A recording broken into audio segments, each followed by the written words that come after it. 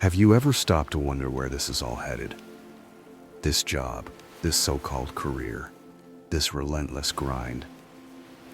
Am I chasing something real, or am I just stuck in a game I didn't sign up for? It feels like I'm running on a track someone else built, always pushing, always scrambling to keep up, but never quite sure what I'm running toward. Socrates said an unexamined life isn't worth living, and those words hit hard tonight. Growing up, I heard the same story on repeat. To live a good life, you need a successful career. And to get that, you need a steady job, a reliable paycheck. That's what my parents drilled into me, what my teachers preached, what the world demanded. But the older I get, the more that story feels like a lie. Building a career by showing up, punching a clock, day after day, it's starting to feel like a trap. The whole idea of a career as it was sold to me, I'm not sure it even exists anymore. Maybe it never did. It's like a shiny carrot corporations dangle to keep me tethered, a mirage of security and success I keep chasing but never quite reach. Think about my parents' time, or my grandparents. They could land one job, and that was enough. One paycheck could buy a house, raise a family, build something solid. It wasn't always easy, but it felt doable. Today, people are working harder than ever, but what does it get them? How many can afford a house? How many can afford a life that's halfway decent after years of grinding? How many can pay their bills without that knot in their chest? It feels like no matter how hard you work, the goalposts keep moving. Friedrich Nietzsche said, "You have to carve out your own purpose when the world doesn't hand you one." That's what keeps me up tonight, trying to find meaning when the rules I was taught don't add up anymore.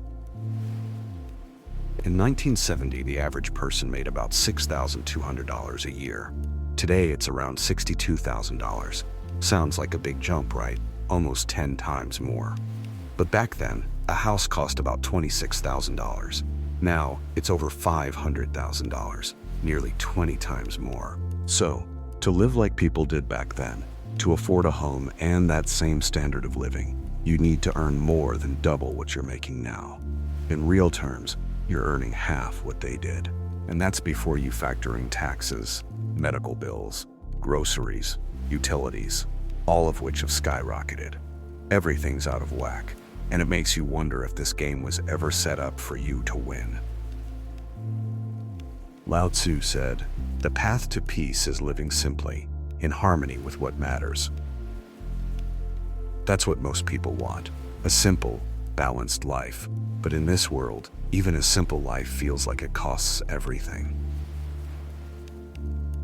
I don't know what the path forward looks like, or if there's even a path at all. But one thing's clear, no one's coming to save me or you. The companies we work for, they're not here for us. They care about profits, maximize profits. How many good, hard-working people have been blindsided by layoffs, fired left and right, and questioned for their loyalty when they're treated like modern-day slaves? I'm not saying companies are evil. They do what they need to survive. But it's hard to feel sympathy when CEOs pulling millions a year call young people lazy. They're so far removed from reality they don't get what it's like to depend on a job. Young people aren't lazy, they're smart. They see through the bullshit we call a career. Why pour everything into a job that treats you like you're disposable and pays you just enough to scrape by? It doesn't add up. Ralph Waldo Emerson said to live with intention, not just follow the herd.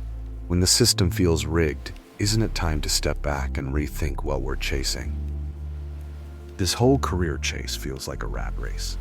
So many are still holding out for that pension, thinking it'll be there when they retire.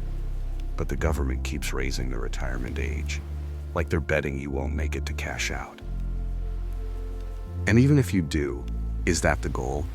Grinding your whole life just to scrape by at the end? Too many people work decades and still retire with nothing. It's heartbreaking. Epictetus said to focus on what you can control and let go of what you can't. That's something to hold on to. Finding what you can change and building from there. I don't have all the answers, and maybe I never will. But if we're going to break this suffocating cycle, we've got to rethink everything. Every single thing we've been taught to believe is true. Just think about it for a second. We're told to borrow thousands, sometimes hundreds of thousands, for an education that we barely even use. All so we can land a job that just barely lets us pay off those crushing loans. Then, whatever's left of our paycheck gets swallowed up by rent that's so absurdly inflated it feels like a cruel joke. It's like we're nothing but workhorses for three kinds of people.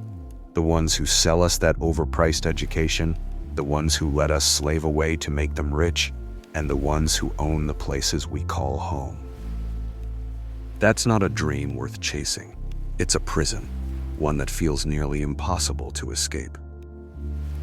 As Albert Camus once said, man is the only creature who refuses to be what he is. Maybe that's our problem. We're trapped in a system that forces us to be something we're not, and we're too busy running to notice. Those brave enough to try breaking free often find themselves slamming into a wall of scammers peddling overpriced, useless courses, promising freedom but leaving you right back where you started, only poorer.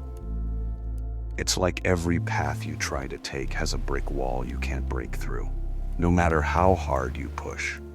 So many of us, in sheer desperation, try to shut off the logical part of our brains, just for a fleeting moment of peace, to escape the crushing weight of reality. But no matter how hard we try to numb ourselves, that same haunting question creeps back. Where am I going with this job, this so-called career? It's like we're stuck in a loop, chasing something we can't even define. The Greek philosopher Heraclitus said, "No man ever steps in the same river twice, for it's not the same river, and he's not the same man." Yet here we are, stepping into the same grind day after day, hoping it'll somehow lead us somewhere new. Life sometimes feels like a bitter joke. The harder you work, the more you get exploited by those who don't, and the less you seem to get out of it. They tell us, don't work hard, just work smarter. But most of us don't even get a chance to breathe, let alone think strategically. Since the advent of computers, average productivity has skyrocketed. Studies show worker productivity in the US has increased over 400% since the 1950s, but instead of reaping the rewards, we're just handed more work. Our workloads keep rising faster than we can keep up, all to stay competitive in a world that feels like it's designed to keep us busy, not fulfilled. We're losing more and more of what makes us human: time with loved ones, moments of joy, the space to just be. It's like the system is built to strip away what we value most, leaving us scrambling to hold on to scraps of meaning. As the poet Rumi said, "Beyond ideas of wrongdoing and right doing, there is a field. I'll meet you there." But how do we find that field when we're too exhausted to look? Sometimes you can't help but wonder why the world feels so damn unfair. But whoever said the world was fair to begin with? Maybe we were put on this earth to suffer, to wrestle with the chaos. Maybe that's why we cried so much when we were born, like we could sense the danger and cruelty waiting for us. It's a grim thought, but it's one that lingers when you're staring at the ceiling at 3 a.m., wondering what it's all for. Yet, I don't want to come across as too pessimistic, because life isn't all doom and gloom. I've learned to embrace pain as part of being alive. It's raw, it's real, and it's part of what makes us human. There's definitely a light at the end of the tunnel, if we can just figure out where to look. For me, it's about finding what we truly want in life, unlearning everything we've been taught to need or chase. As Lao Tzu put it, when I let go of what I am, I become what I might be. Maybe that's the key to breaking out of this rat race, letting go of the script society handed us and writing our own. Now, don't get me wrong, I'm not saying you should never have a traditional job. For most of us, that's where we start, and there's no shame in it. A job is how we pay the bills, gain experience, save a little money to keep the lights on. But you've got to shift your mindset. A job, that's your survival plan. nothing more. It's not your endgame, not your purpose. Once you've got your footing, you need to start building something of your own, something you control, something that's yours. Maybe it's starting a small business, freelancing, or carving out a path that's so uniquely you, it doesn't even have a name yet. Whatever it is, it's gotta be something where you call the shots, not some corporate suit who can fire you on a win because the quarterly numbers didn't hit. Ralph Waldo Emerson nailed it when he said, "Do not go where the path may lead. Go instead where there is no path and leave a trail." That's the mindset. Forge your own way, even if it's messy, even if it's scary. I wish I had a course to sell you, some silver bullet to fix all your problems, but I don't. We all come from different places, with different experiences, wants and needs. Your journey isn't mine, and mine isn't yours. You've got to figure out what your path looks like, what freedom means to you. But here's the bottom line. The only career path you can truly rely on is the one you build for yourself, the one you own. Don't let anyone, no matter how convincing they sound, no matter how many followers they have on X, tell you otherwise. It's about taking control, thinking for yourself, and creating a life that's yours, not just the one society shoves in your face. As Epictetus said, you have power over your mind, not outside events. Realize this, and you will find strength. That's where the real work begins, inside, where no one can touch you. Society loves to label people like us, the ones who dare to question the system, as selfish, or, as they smugly put it, not team players. But if we're going to take care of the people we love, if we're going to be there to support them when they need us, we've got to be strong ourselves first. There's a reason they tell you to put on your oxygen mask first on an airplane before helping anyone else. You can't pour from an empty cup. The only way we can meaningfully help others, our families, our communities, is by breaking free from the system that chews us up and spits us out. Life isn't about slaving away for a corporation, hoping they'll treat you the way you deserve.